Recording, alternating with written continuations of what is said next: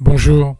Comme vous pouvez le constater, depuis plusieurs jours, il y a une campagne de presse sur les prix de l'électricité et on laisse entendre que les tarifs vont augmenter.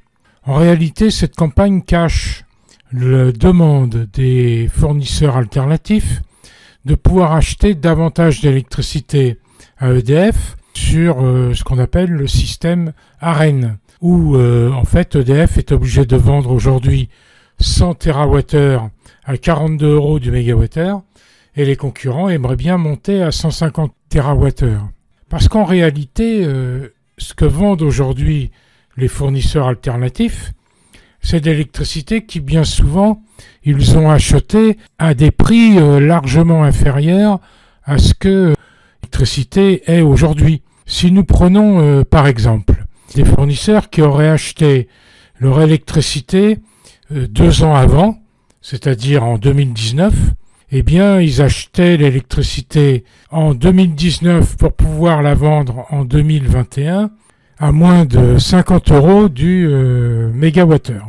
Donc, vous voyez qu'une partie de ce qui est vendu aujourd'hui a été acheté il y a 2 ans. On peut aussi regarder ceux qui achetaient 1 an avant. Eh bien, 1 an avant, c'est-à-dire début 2020, quand on achetait de l'électricité pour pouvoir la vendre en 2021, on l'achetait en dessous de 40 € du mégawattheure, aux alentours de février 2020. Donc, à cette époque-là, l'électricité qu'on achetait par anticipation n'était pas très élevée, et c'est celle que l'on vend aujourd'hui.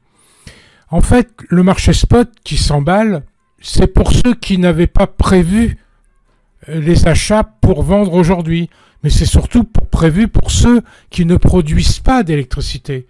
Parce qu'EDF, qui revend sa production, que le marché spot soit à 100, 200 ou à 1000, ses coûts de revient de fabrication, de production d'électricité n'ont pas changé. Et donc le marché spot, c'est essentiellement un marché pour les prédateurs. Et donc quand ce marché grossit, ça signifie clairement que beaucoup de gens vendent de l'électricité, mais n'ont pas les ressources pour satisfaire la demande. Donc tout ceci est très artificiel. Alors bien évidemment, aujourd'hui, j'ai mis les graphiques en dessous de ce texte audio. Vous voyez qu'évidemment, même à N+1 ou à N+2, les prix de l'électricité augmentent, mais on ne connaît pas les volumes de vente. C'est-à-dire que compte tenu des prix actuels de N+2 et de N+1, il y a de fortes chances que personne n'achète et que tout le monde attende que les prix redescendent pour acheter avec anticipation.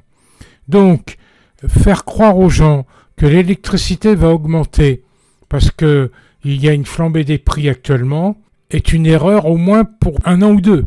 Il y a peut-être des entreprises qui ont pris des risques qui feront faillite, mais c'est tant pis pour elles, parce que vendre de l'électricité sans en produire, c'est quand même un peu scandaleux. Et donc aujourd'hui, le système s'emballe parce que c'était un mauvais système et que à la fois l'ouverture des marchés et l'ouverture à la concurrence, c'est quelque chose de néfaste pour avoir des prix régulés et pour avoir une stabilité dans la production, la distribution et la vente d'électricité. J'espère avoir été clair avec vous. Pour finir, il ne faut pas croire que ces prix hauts vont avantager EDF et qu'elle vend l'électricité qu'elle produit en plus de ce qu'elle vend aujourd'hui au prix spot, parce qu'en réalité, une grande partie de ce qu'elle produit était déjà vendue, comme je vous l'ai expliqué plus tôt, en 2019 et en 2020. J'espère avoir été clair avec vous. N'hésitez pas à poser des questions si nécessaire. À très bientôt.